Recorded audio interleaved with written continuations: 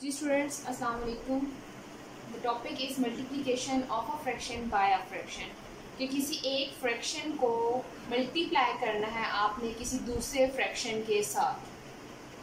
तो जब बीच में मल्टीप्लिकेशन का साइन आ जाता है तो आपको पता है कि फ्रैक्शन के दो पार्ट्स होते हैं, एक न्यूमरेटर एंड डिनोमिनेटर। एक आपके पास न्यूमरेटर होता है, एक डिनोमिनेटर होता है। जब आप एक फ्रैक्शन को दूसरी फ्रैक्शन के साथ क्या कर रहे हैं, मल्टीप्लाई कर रहे हैं, कि आपके पास ये कौन सा साइन है, ये मल्टीप्लिकेशन का साइन है, तो आप मल्टीप्लाई कर रहे हैं।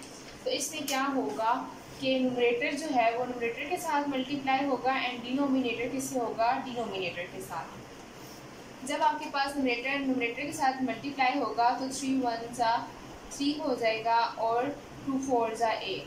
That is your answer.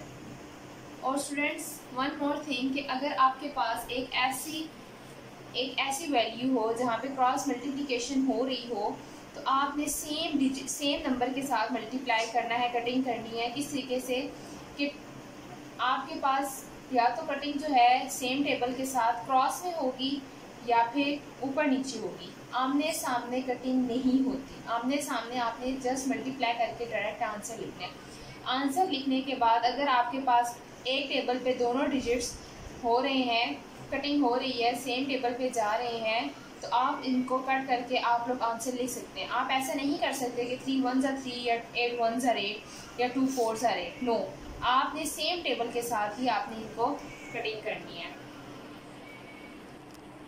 Now students, आपके पास एक क्वेश्चन नंबर 2 है। अब आप देखें कि आपके पास सबसे पहले आप क्वेश्चन जब आपके पास होता है तो आप सबसे पहले चेक करते हैं कि आपके पास कोई ऐसा टेबल है जो दोनों पे आ रहा हो, क्योंकि आप लोग जो दोनों टेबल पे करते हैं वो या तो ऊपर नीचे करते हैं या क्रॉस में मल्टीप्लाई जो आपके पास कटिंग होती है वो होती है। आमने सामने आप कटिंग नहीं कर सकते, बेशक आपके पास सेम टेबल पे कटिंग हो रही हो। लेट्स सपोज 2 1 ज़ा 2 2 6 ज़ा 12 हो रहा है, लेकिन आप आमने सामने कटिंग नहीं कर सकते। आपने क्रॉस में करनी है या फिर ऊपर नीचे करनी है। तो देखिए यहाँ पे क्या है, और सेम टेबल के साथ ये नहीं कर सकते कि यहाँ पे टेबल और हो और यहाँ पे टेबल और हो। सेम टेबल के साथ आपने कटिंग करनी है। 2 1 ज़ा 2 एंड 2 2 ज़ा 4। कटिंग हो गई है। और यहाँ पे क्या होगा, 3 1 ज़ा 3। आपने ये लाजमी लिखना है, ये जो 1 मैं साथ लिख रही हूँ या 2 लिखा है, ये आपने मस्ट लिखना है। 3 1 ज़ा 3 एंड 3 4 ज़ा 12। फिर आपने अगेन चेक करना है क्या अगेन कटिंग हो रही है। तो कटिंग हो रही है। यहाँ पे कैसे हो रही है, 2 1 ज़ा 2 एंड 2 2 ज़ा 4। आपके पास क्या आ गया है, अब आपके पास क्या आ जाएगा कि न्यूमरेटर के साथ मल्टीप्लाई होगा। इधर न्यूमरेटर क्या है 1 और यहाँ पे क्या है 1 1 1 से मल्टीप्लाई होगा एंड 2 किससे मल्टीप्लाई होगा, 1 के साथ। जब यहाँ पे मल्टीप्लिकेशन हो रही है, क्यों, क्योंकि बीच में साइन जो है वो मल्टीप्लाई का है, तो 1 1 ज़ा 1 हो जाएगा और आपके पास 1 2 ज़ा 2। That is your answer. Understand students?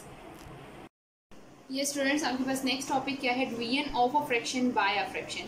कि अब पहले क्या था, मल्टीप्लिकेशन ऑफ अ फ्रैक्शन के मल्टीप्लाई कर रहे थे, अब आपके पास क्या आ गया, डिवीजन का साइन आ गया बीच में। बहुत इजी है ये क्वेश्चन करना। आपके पास सबसे पहले आप दिस फ्रैक्शन आप जो है आपने एज इट इज़ लिखनी है। जब आपके पास बीच में डिवीजन का साइन आ जाता है तो आप इसको डिवीजन वाले साइन को चेंज करते हैं इनटू मल्टीप्लाई। डिवीजन को चेंज करके आप जब मल्टीप्लिकेशन में लिखते हैं, मल्टीप्लाई के साइन में लिखते हैं, तो उससे नेक्स्ट वाली जो फ्रैक्शन होती है, डिवीजन के बाद वाली जो ये फ्रैक्शन है, इसका आप लोग ले लेते हैं रेसिप्रोकल।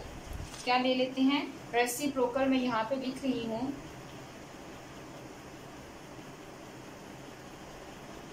रेसिप्रोकल लेते हैं या फिर लेते हैं और या।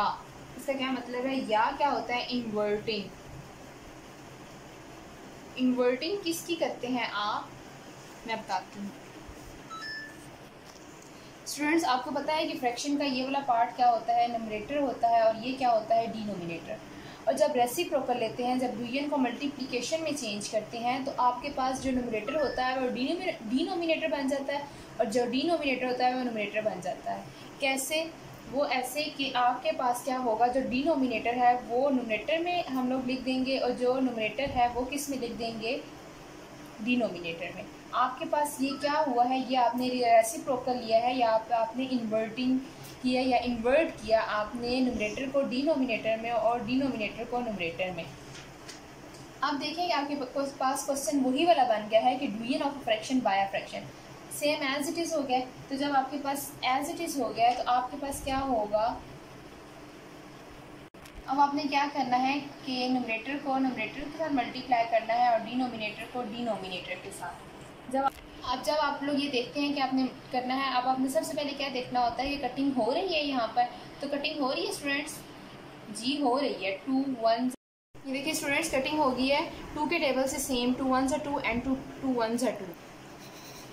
आपके पास क्या हो जाएगा, न्यूमरेटर से मल्टीप्लाई होगा, 1 1 सा 1 एंड 1 3 सा 3, दैट इज़ योर आंसर। जी स्टूडेंट्स, आपके लिए एक और क्वेश्चन है डिवीजन का। अब आपके पास क्या है, मैंने आपको बताया था, अब आप लोग मुझे क्वेश्चन सॉल्व करवाएंगे। ये फ्रैक्शन क्या करना है, हमने एज इट इज़ लिखना है, यस। अब डिवीजन एज इट इज़ लिखूँ, यस। हमने डिवीजन को किस में चेंज करना है, मल्टीप्लिकेशन में। और जब मल्टीप्लिकेशन में चेंज करते हैं तो उससे नेक्स्ट वाली फ्रैक्शन का हम लोग क्या कह लेते हैं, ले लेते हैं रेसिप्रोकल। रेसिप्रोकल का क्या मतलब होता है कि न्यूमरेटर को डिनोमिनेटर में चेंज करना और डिनोमिनेटर को न्यूमरेटर में चेंज करना। कैसे कि आपके पास डिनोमिनेटर यहाँ पे क्या है 4, तो आप लोग उसको न्यूमरेटर में लिख देंगे और जो न्यूमरेटर है 9 और वो उसको हम लोग डिनोमिनेटर में लिख देंगे। उसके बाद हम क्या करते हैं, ये चेक करते हैं कि हमारे पास कटिंग हो रही है।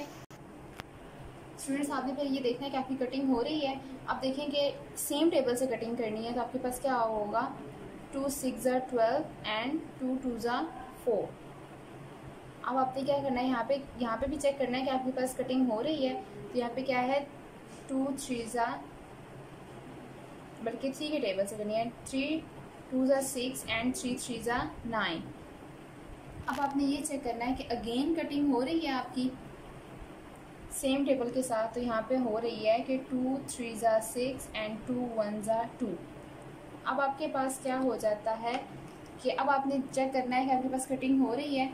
नहीं कटिंग हो रही तो आपने अब क्या करना है कि न्यूमरेटर को न्यूमरेटर के साथ मल्टीप्लाई करना है एंड डिनोमिनेटर को डिनोमिनेटर के साथ। जब आप लोग इनको मल्टीप्लाई करेंगे तो आपके पास क्या आंसर आ जाएगा, 1 मल्टीप्लाई बाय 2। और आपने उन डिजिट्स को मल्टीप्लाई करना होता है जो कटिंग करने के बाद आते हैं। तो आपके पास क्या आ गया, 2 1 2 एंड 3 3 9।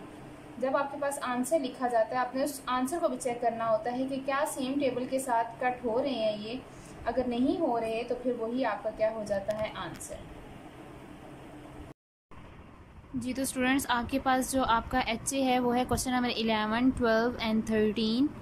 आपके पास ये क्या है, फ्रैक्शन की मल्टीप्लिकेशन है। आपने ये सॉल्व करने हैं question and page number is 49।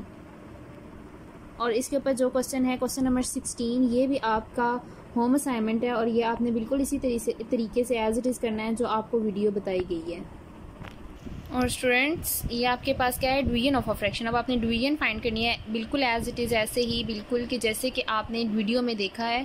Division को पहले मल्टीप्लिकेशन में चेंज करना है, नेक्स्ट फ्रैक्शन का रेसिप्रोकल लेना है और आपके पास ये 4 क्वेश्चंस हैं जो आपने सॉल्व करने हैं। ओके स्टूडेंट्स, फ़ी ईमानिल्लाह।